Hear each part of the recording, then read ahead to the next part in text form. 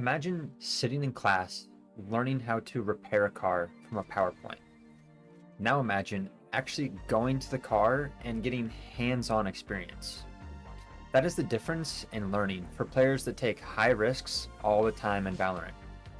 Learning isn't just about doing or playing, it is about how much useful information you are taking in and how close you are playing to your limits. What is limit testing, and how can we do it in games? Limit testing is taking fights or doing things that are risky that you don't know if they will work or fail. You do this not because you know it is a good play, but because you do not know whether it is a bad play. How can someone learn if they only ever do what they know? That is why you should limit test. Let's look at great opportunities to limit test. First, my game on Sunset. My team was playing well, however, we ended up on an eco round. Eco rounds are always times you want to take risks. As you are at a disadvantage, you will likely lose the round playing normal anyways.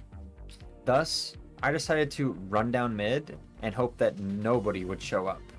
In the end, it worked, and I got a free kill from behind. Finally, the game came all the way down to 12-11.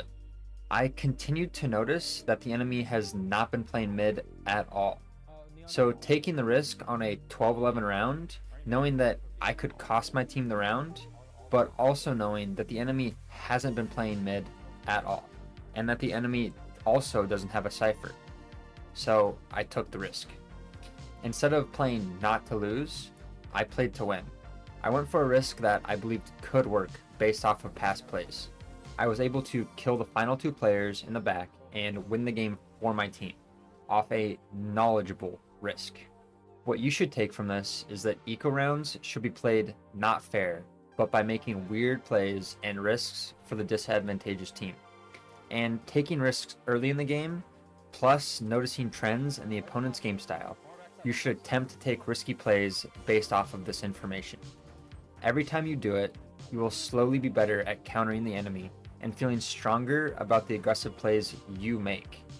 Not every play you make is going to work though. Frankly, all of them could never work.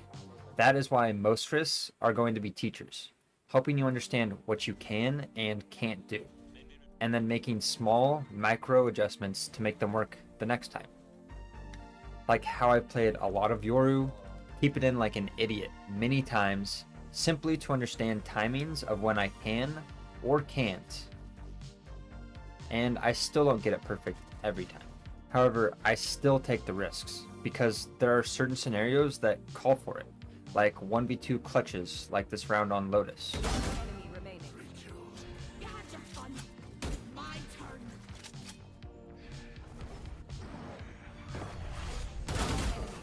We just run. CT, just run.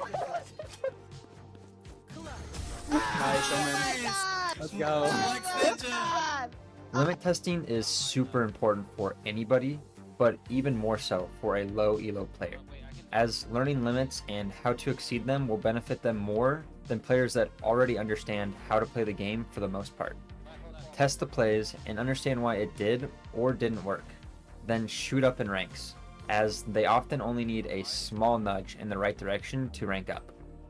One quick thing to keep in mind: just because you get the kill doesn't make it a good play, and just because you die doesn't make it a bad play. You will need multiple examples before you can be sure that something is good or bad.